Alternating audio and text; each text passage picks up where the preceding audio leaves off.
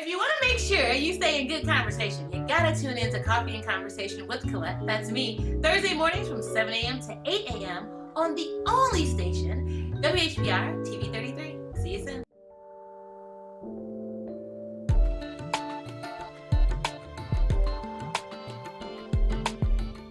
Rise and shine up and at 'em. It is an amazing new day. So happy to be with you. You are officially tuned in to Coffee and Conversation with Collette, and I'm Collette. And you all know I do my curtsy because that's what I do. That's the reverence that I show to us because I know that you could be anywhere doing anything, watching anything. I mean, like anything, right? Like literally watching anything. But you have made the conscious decision to tune into WHPR TV 33 or Comcast 91 or via Roku or our app or our website, because that's what happens with technology. You can create a platform that allows you to meet someone, meet us wherever, anywhere. So thank you so much for what you do to be a part of the conversation. I'm going to give you our call-in numbers for today, 313-868-0342. 313-868-0351, 313-868-4336. Want to say a great, amazing morning to Mama Pearl and the family. Just so much appreciate your continued support and tuning in and watching the show, and Elle and Sister Girl and just everybody. I appreciate you, Iris, so much. I just appreciate all of you, all of you. I mean, if I started names, I could just go on and on and on and on. Great, amazing morning to my parents as well. You guys are just awesome to me. You all know family is everything to me. So it is my heart's joy that we connect the way that we do, we work together the way that we do, and we are given the results from our collective work and our desire and our commitment to be together. And so that's going to be the lead in for our conversation today, because you know what? And I have tons of information and research here.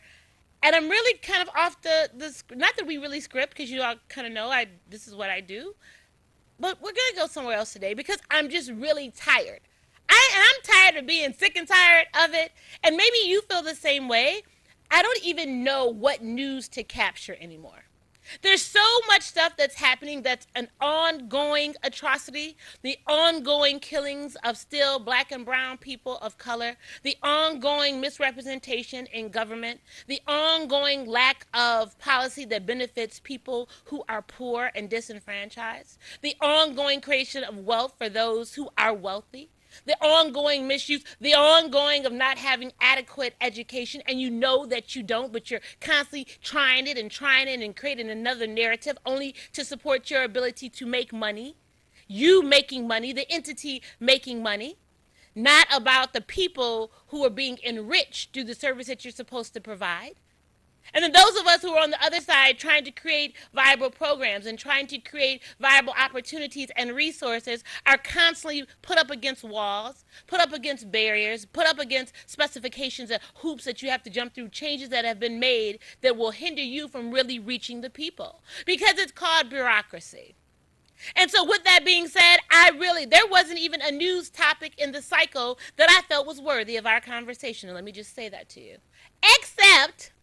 there's always except Byron Allen.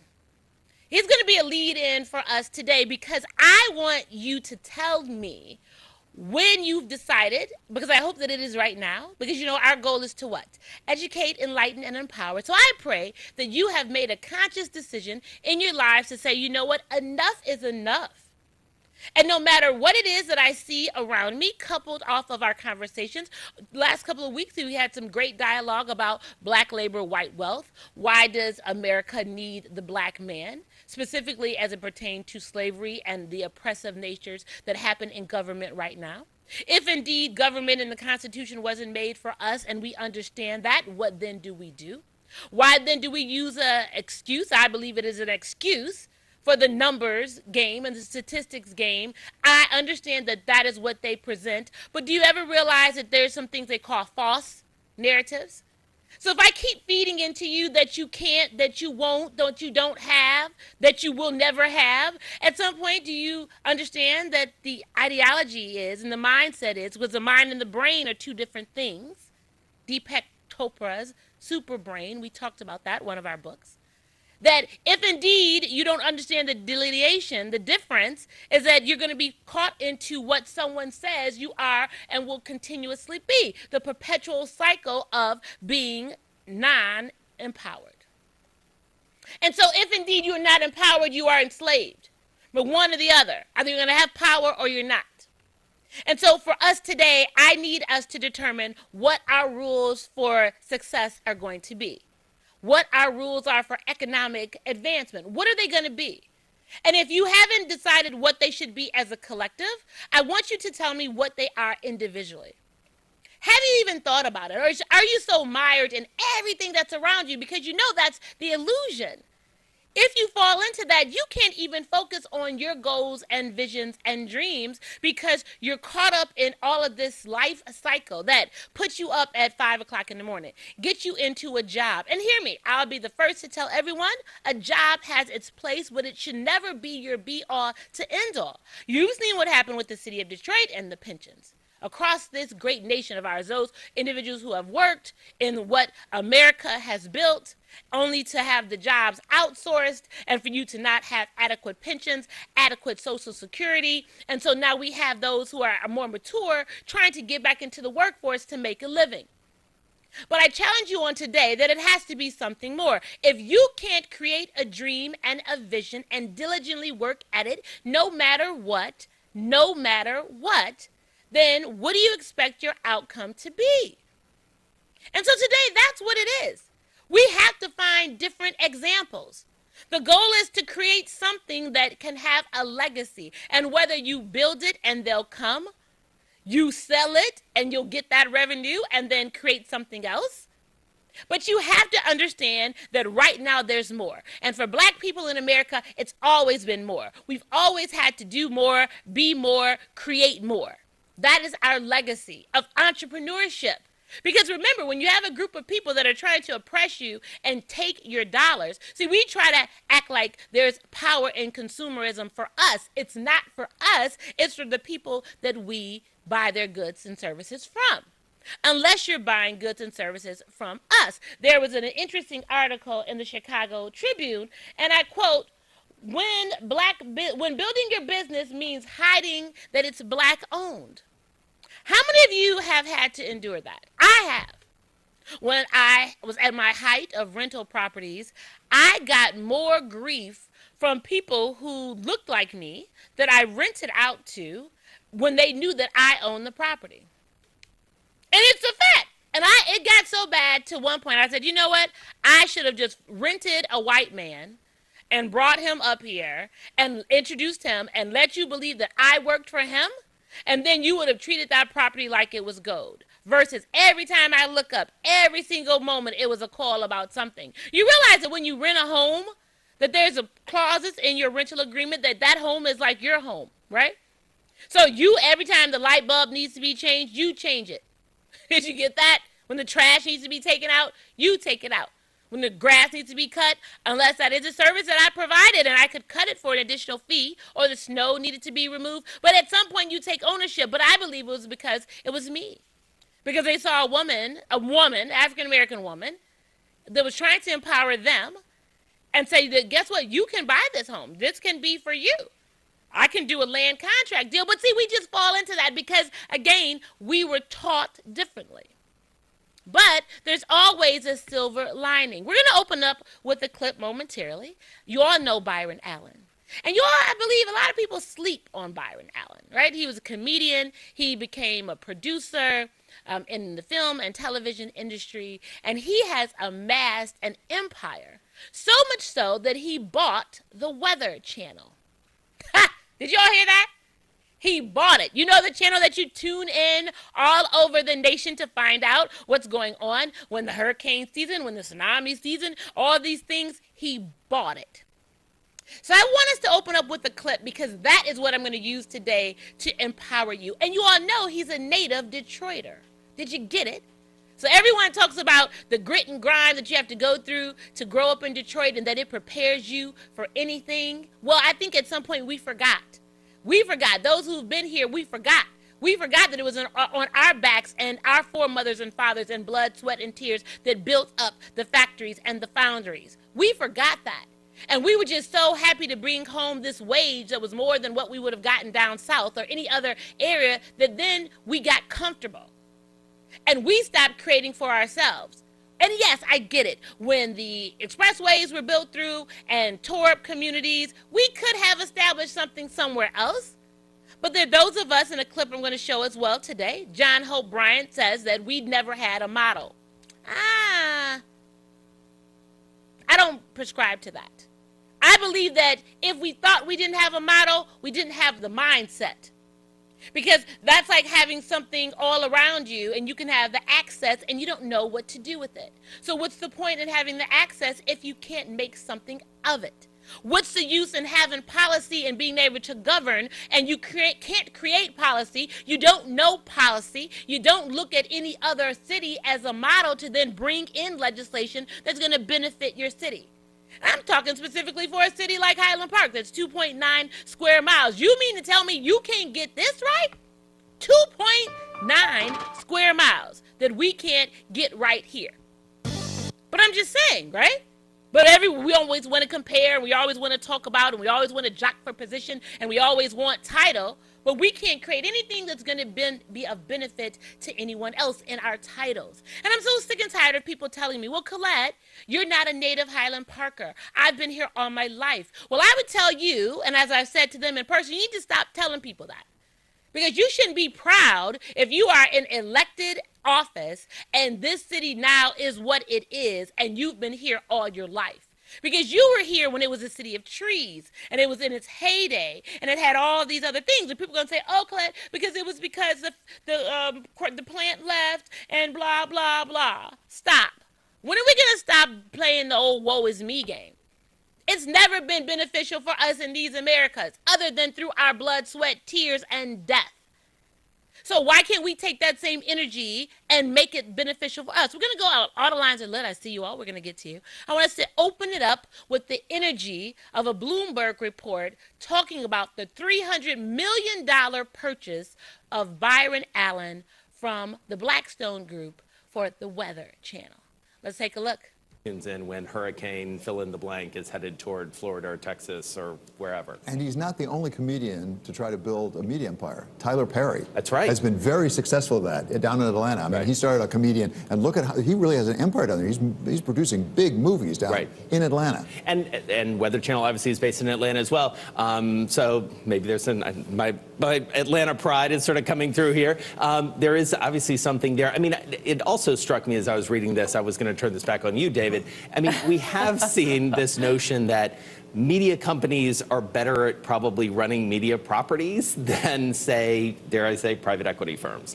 And so sort of seeing this retrenchment into Absolutely right. Although I can tell you media companies, such as my old company, took a hard look at Weather Channel and couldn't make the numbers work. Interesting. When they did that deal, which included Comcast, if you recall, as well as Bain, we all sort of scratched our heads, so we couldn't quite see where that went, because the fact is Weather Channel, if you think about it, has been replaced with online. Yes. If you want weather news, the digital channel here. You don't have to watch a television channel anymore. Well, it's a tough part. His comments on this were quite funny, though. Snowstorms, rain, we've had plenty of those, of course. This is the Super Bowl of weather. 30 million people watch when the weather's exciting. So it's true. But part of the challenge, obviously, is getting people to watch when the weather's not exciting. Right. And so is there original programming? Are there things that Byron Allen can do across his media empire to maybe use some assets in a more creative way? Let me just say, first of all, we don't need the condescending conversation at the end of their interview. Like, I don't need you to talk about if that's a value add, if there's going to be an adequate use of the media space in the Weather Channel, because it has been lucrative as the Weather Channel. So much so that the valuation was $300 million. And then you heard the other commentators say, our company, my media company, not that he owned it, but that where he works, looked to try to buy it, but couldn't put the deal together. Did you all get that? So they looked to try to buy it, but they couldn't put the deal together. But the brother put the deal together. Byron Allen put the deal together to purchase for $300 million, the Weather Channel. But then the narrative was, oh, well, we hope he can do something a little bit. Man, bye, Felicia, bye. He bought it. Black man bought it. Came out of comedy. Native Detroiter. At the age of 6, I believe, moved to Los Angeles. His family moved and began his comedic pursuits. And now you see where he is today. And so with us, I want to know where you want to go. Where are you going to go? What's that song? Do you know where you're going to? Do you remember that song? Was that from the Dreamgirls? Where are you going, man? Because for me, the sky is the limit. And the truth is, I know it to be true. If you study and you show yourself approved, and I mean just across the board of whatever it is that you're interested in, and there's an honesty and a sincerity in who you are and how you interact with others, God, and people say universe, I say God, will open up doors for you, will open up ideas and bring them to you. And you just have to be able to be honest and open to know who you are, to understand what that is, and to be diligent in working towards it. It is not easy, everyone, but we are on the path of success. We are on the path of accomplishment. We are on the path of saying, guess what? I understand all of that. But now I'm going to do something else. But now I'm going to create a business model. And you know what? I always say, and forgive me, and people might be upset about what I'm about to say, but I'm about to say it. I think the best thing for me was to be away from the Detroit area. I was away for 15 years total after college. Because it offers a different perspective. Because sometimes I believe that you can become so mired in your day-to-day that you think that everything else, everywhere else looks like this. And so then when you go to other places and you see other examples, other models, other ways in which the mousetrap can be made or enhanced, then you say, wow. So then when you come back here, you see this wealth of opportunity. That's why everyone is clamoring to get back into Detroit now. That's why Dan Gilbert and all these other folks are come, because they know that this space is fertile ground because they're not native to this region. So you have people that are coming from New York where you can't think about trying to buy anything that's 900 square feet, depending on location, for less than $500,000. And you can come here and buy a 2,000 square foot house for less than $100. $100,000? Are you kidding? Or yeah, $100, depending on if you got it in some kind of auction, some kind of shenanigans. I'm just saying. Or wealth of opportunity where you just have land and growth and you can create things and you can just try. And maybe our idea is that we just are afraid that we're going to fail. So we don't even try. We don't even do the research. We don't even equip ourselves. We talked about that before. The average entrepreneur is not successful the first try. I believe statistics show that it's the 6 times. You're going to keep trying and trying and trying. But you have to encourage yourself to say that I know that there's more if I want it to be more. And let me just say, maybe my conversation will fall on deaf ears this morning because not everyone wants to be an entrepreneur. There is a level of accountability that you have to have, and diligence and determination and fortitude and stick-to-itiveness if you want to say, I want to be an entrepreneur. And I know it's not for everybody. Everyone doesn't want to put that time in. They don't want to put the work in. They don't want to be responsible. They want to go and be responsible to someone else to get a check. And I'm not mad at that. But all I'm saying is then you better have a plan for those dollars as well. Have a plan for it. Create something in addition to, because you're going to need more. Social Security is not what you think it is, especially at my age. It's not going to be your safety net. And the millennials definitely know. So they're not even jumping into the workforce like those in my generation did. They're not even playing it. Like, I don't have time. I'd rather sit up all day and code at the coffee shop. I'd rather kick it with my friends over at Martha's Vineyard and blog. I want to experience life, have the moments in my life matter, and create a living outside of that. So I'm asking you where you are today. Like, in the midst of everything that's going on, aren't you tired of what we see in the other media space? Don't you believe that there should be more? Do you want more? That's probably where I am. I'm like, there's more. There's so much more, and all you have to do is be open to it and fight for it. I'm going to go to the line, then I have my clip ready, okay? So let's take some conversation, and then let's go to the clip. Great, amazing morning to you. Thanks for your patience. Caller, are you there? Did I lose you? Good morning. No? Okay, well, call back. Great, amazing morning to you. Good morning, fellow patriot. Good morning, Patriot. Good. When I read that about Byron Allen, I was so happy because I've been following Byron Allen since he pretty much started. Yes. And he's been producing shows here and there for the last 20 years that I know of. Yes. And also that I don't know if you read about Seth Curry. I believe it's P. Diddy or something. They got a bid out for the Carolina Panthers. Yes. They have for sale. So, come on. So I just said, I grew up reading Black Enterprise. So who you telling? We grew up on Black Enterprise. Yeah. So I don't get what black folks saying. Yes. Keep saying, "Woe is me, woe is me, woe is me." Because we're doing so much. Even right here in Detroit, yes. we got so many black businesses. And to me, they just. Everybody be calling, where's the black? They're here. I see them all the time. I pass by them all the time. Yeah. So I don't get the woe is me attitude. Right. I just think that we just have a lot of scared black people, and also they don't understand. There's a lot of people don't understand how powerful we are. Yes. That's all. And you know what? And Patriots, stay right there because you make such a great point. Not only do they, well, maybe it's the difference. They understand how powerful we are. We don't understand how powerful we are.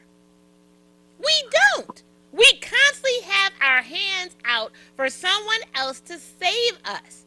We constantly believe that because there's this indebtedness idea, man, no one has to give you anything. Do we get that?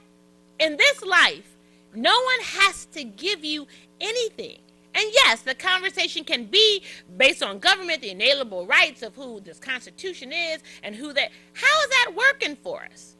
Is that really working to our benefit? I appreciate you. I really, and I'm going to have some conversation with you offline because I was thinking about you. I didn't know if you had ever thought about delving into that PAC world, that political action committee world. You might even be in that space, but you have such great ideas, and I think that the way that you create those legs is from money.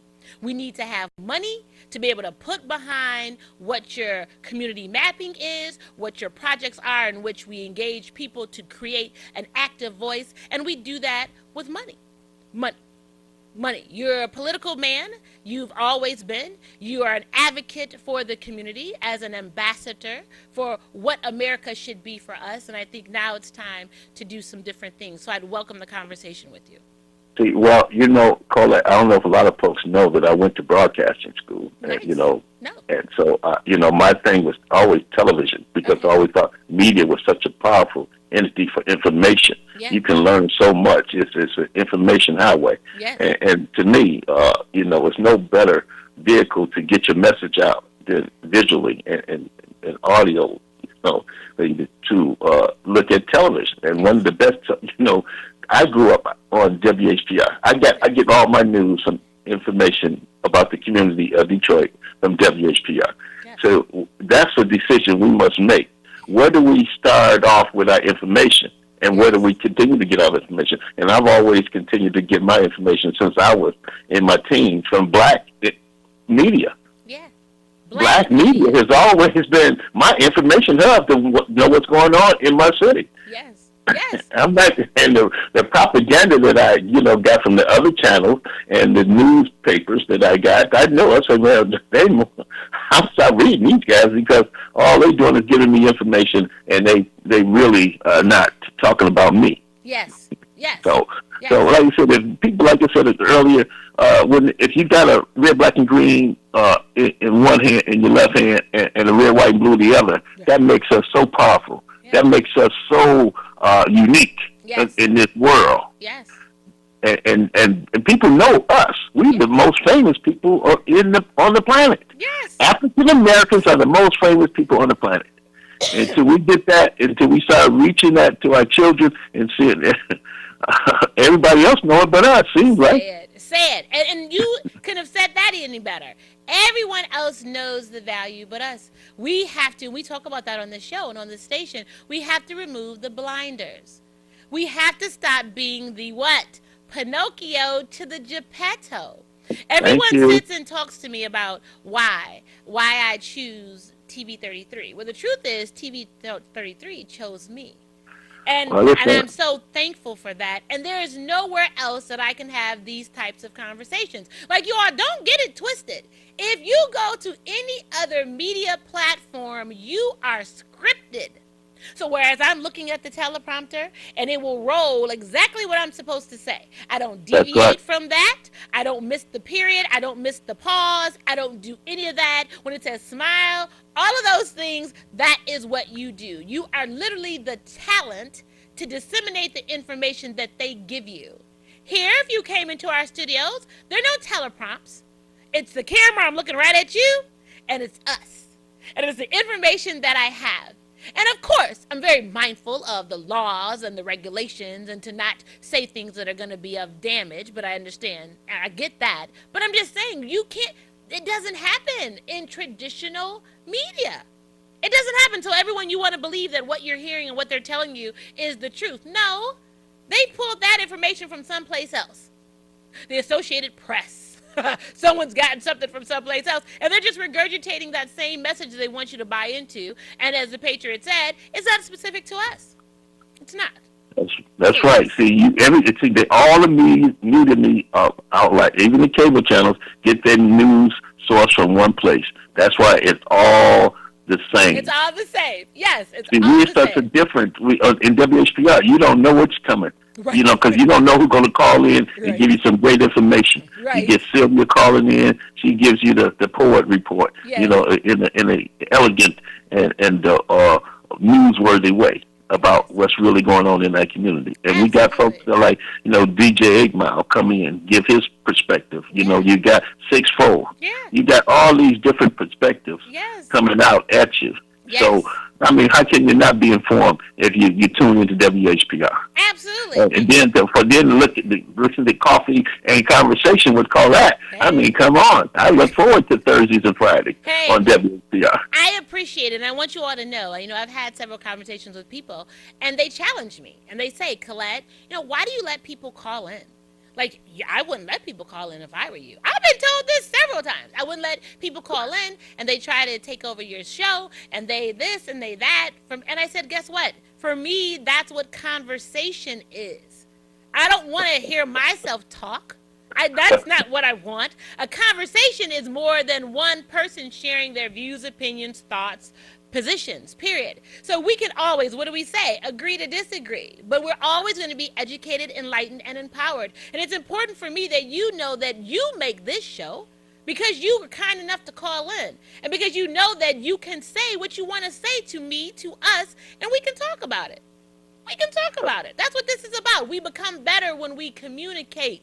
Everyone, I don't ever want you to think that what I think is all that there is and I'm not open to whatever it is that you share, because I promise you we learn from each other. So Patriot, yes, thank you so much. It wouldn't be a show thank you, Collette. And you know what?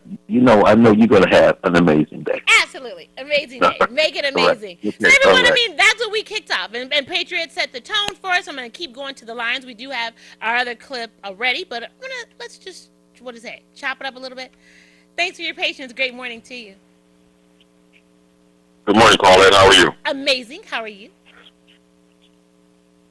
And when you move, we move.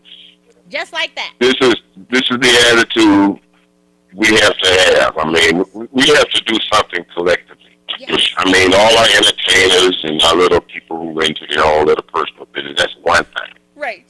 But if we can draw on the past, meaning the accomplishment, things we have done already. Yes. You understand? This will instill in people that what you have to do is not impossible.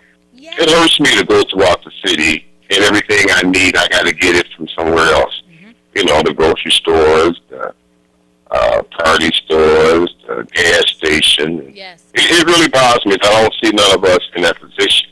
Yes. But as a team, we can get ourselves in that position. I mean, I've heard also that if these people don't open tomorrow morning, black people will starve to death.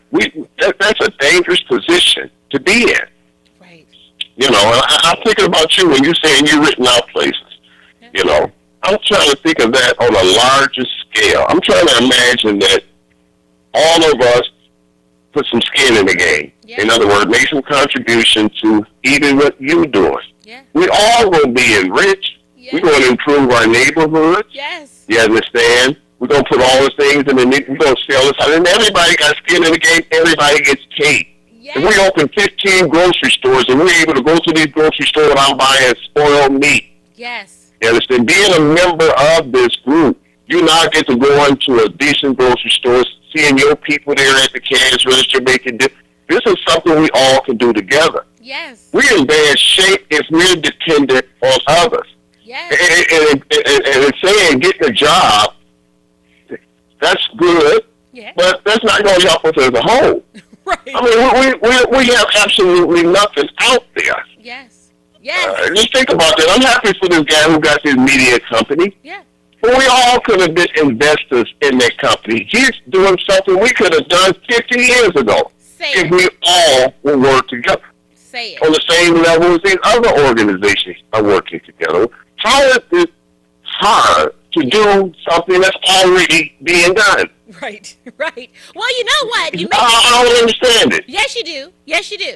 Yes, you absolutely do. A, because you know, and I hate to even let this come out of my mouth because I can't even believe I'm about to say it, but it's because we weren't taught. They didn't teach us that we could be successful like them. They didn't teach us that, guess what? All you got to do, what they say, don't do as I say, do as I do. So all we want to do is be like them, but we don't know how to create what they have. But you know what's so funny about that, Collette? Yes. We taught them. But we don't know that. All other nations on planet Earth Yes. are mimicking what they have saw black people do. Yes. What they did in the process, they locked you out of it. Right. Right. You know, I've been listening to Paul Anderson tapes for the last 4 days now, all of them. Okay. All right. And he's saying things in those tapes that I've been saying. You even had a guy who, I think he was an African, Yeah. say exactly what I'm saying. Yeah. When we move, we must move together like a school of fish. Yes. This is where we are being protected because we're with each other. Yes. I mean, it's not even about a black thing. Nope. What it's about is that others are attempting to lock us out economically. We can't let that happen. Say it. Economic. You understand where I'm coming from? Yes. When you're dependent on someone else for something, they can cut you loose anytime they feel like. Say it. And that's a bad position to be in. Yes. Yes. And thanks for taking my call, Collette. No, thank you so much. I mean, did you, all the points were so valid, but did you really get what he said about the grocery stores? I mean, seriously, like if they just decided on this one day, of course we say, oh no, they wouldn't because they need the money, da-da-da. But what if just something happened? Because we have no control over the grocery stores and all the grocery stores were shut down. Just so, like one day, if all the grocery stores are shut down, where would we get our food from? Did you think about that? And let me just tell you, I tried. Like when I first started getting into the real estate, my family is made up of educators and, you know, these people who have made successful, you know, careers and have substantial amount means. And when I started purchasing, my aunts called and was questioning my mother and said, well, no, there's no way Collette could get a house for $2,000. I'm like, well, how are you sitting here questioning me? Like, yes, I got the house for $2,000. They want to ask 50 million questions. I'm like, well, the truth is, you all invest in everything else. But that's a whole different story. So I have family members that invest in my other cousin's stuff that doesn't yield anything, but maybe just because it's me, they don't do it. But okay. But I'm like, I have properties, you have monies. Just to your point, we could do a collective group to purchase the properties in bulk. Just all of that. That's how we know how to do. Nobody. But when they started wanting to try to look in properties in their various areas of the country, they called to ask my opinion. Isn't that funny? So you can call and ask my opinion, but you're not going to soak in or support or do something that creates a wealth right here, because no one had as economically a depressed market as Detroit, especially in the onset of 2008. But you're right. We can't get it together. In our own households, we can't get it together. I'm going to go to the lines. Thanks for your patience. Great morning to you. Good morning, Collette. Good morning. How are you this morning? Amazing. Okay, great, amazing morning to you. I've been listening to your show today, of course, like I do every Thursday and Friday, and I've been thinking about something all week, which, you kind of brought up. Okay. The fact that we are taught by them how to think and what to think and what to believe. Mm-hmm. And I was thinking about our children. Yes. Okay, because we all know the educational system is broken. Yes. And I was wondering from you and from your audience, how soon do you think it's good to teach the children about what's really happening out here? Yeah. And I don't mean sugarcoat it. I don't mean take away the childhood. I mean what's really happening so that they don't have to be taught how to think by them, so that they can think for themselves. I don't have any grandchildren yet, but I'm thinking as early as well, in the womb, yes. To start teaching them how to think yes. and how to deal with what they're going to have to deal with. Because I heard someone say that, their parents tried to shield them, and my parents did too, tried to give me what they thought I could handle. Right. And I'm just wondering, what do you and your audience think is the earliest that a child can handle the reality of what's going on? Great question. Please, as soon as the little ones come out the womb, that's what I think. Because guess what? You live in your reality. Black, brown people in America, there's no fairy tale for us. And we've had example upon example that shows that those of us, even if you've amassed a certain amount of money, you live in a so-called privileged environment, your children so-called go to these different schools, how many scenarios have you heard that they were someplace and someone called them the N-word? And they didn't know what to do. And you thought that you had insulated yourself and them because you had a different class status. No, your color dictates how people deal with you first. So my whole thing is, if you know better, they should know better. I mean, I had the privilege growing up of the best of both worlds. So I had a mother, bless her, who was not street savvy, if you will. My dad was a police officer. So he knew what was going on out in the streets. And so he would talk to my brother and I in true terms, like reality, like this is what's going on for us in the community. And he impressed upon us not to separate yourselves. You are never better than the people that look like you. How you become best for us as a collective is that you educate yourself and so you can be a representative of who we are as a collective. But I'm black, you black. We still black. Just because I live over here and you live over here doesn't mean that I'm better than you. I believe that as soon as a child is born, if we know better. I think the other question or more serious component to that is, do we know better? What are we even teaching our children? Because what do we teach ourselves? There's a travesty even if we buy into this educational system that we believe that they're going to best educate our children. No, ma'am. No, ma'am. The system. And remember, what are they educating us for?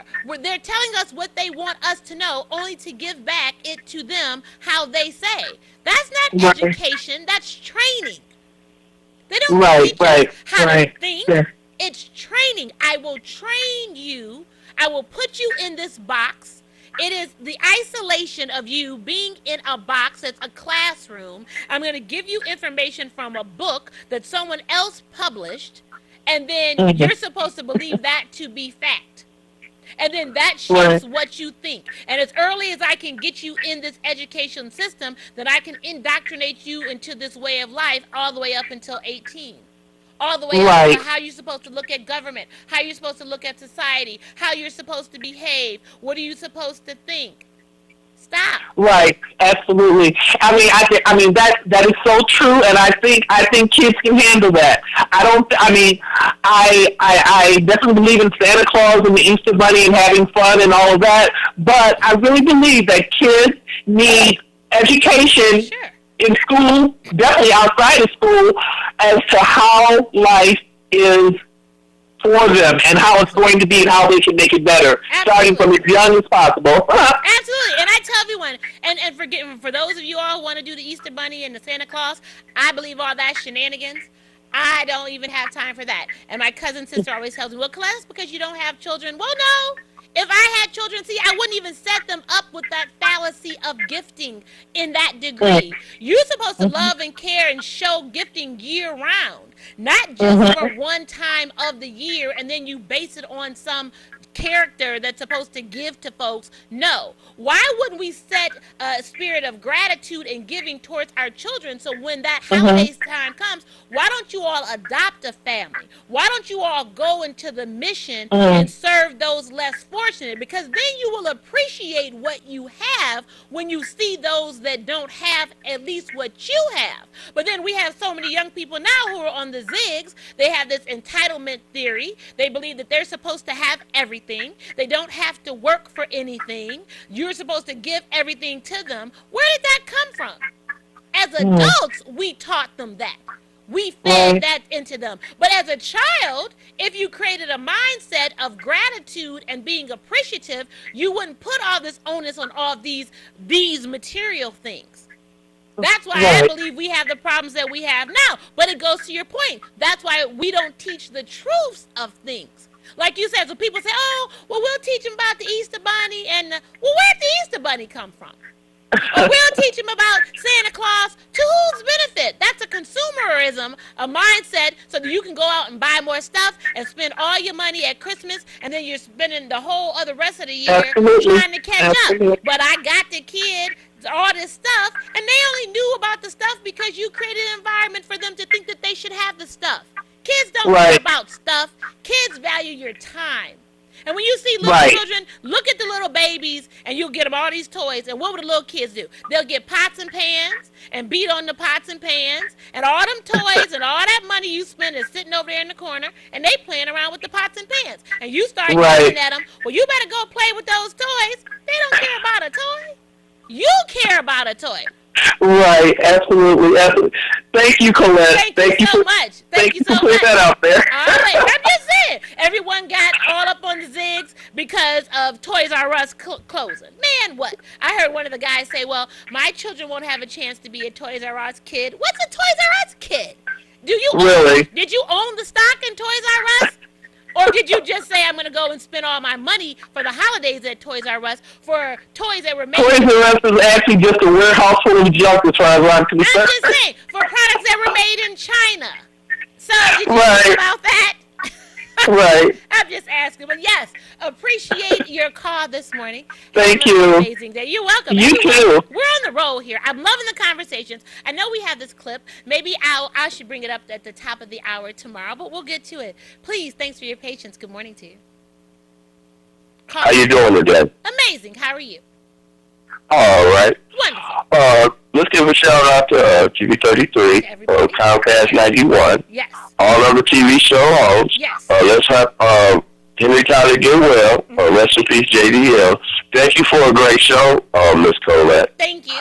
A lot of people are really not totally familiar with the awakening that you are doing, based on the fact that, you know, you love yourself, you love your family, you love your community, so you show proper representation of what you love, who you love, and why you love. I really want the people that listen to your show to really understand that. The last 3 months, anytime somebody calls your show, you look for good if good exists. You look for bad if that's what they confront the show with. But you still look for good, okay? And a lot of people don't understand that that's what you really are doing. You're trying to evolve all of us at the same time. Because, like, for example, when we talk about the black church, there has to be a white church in order to be a black church.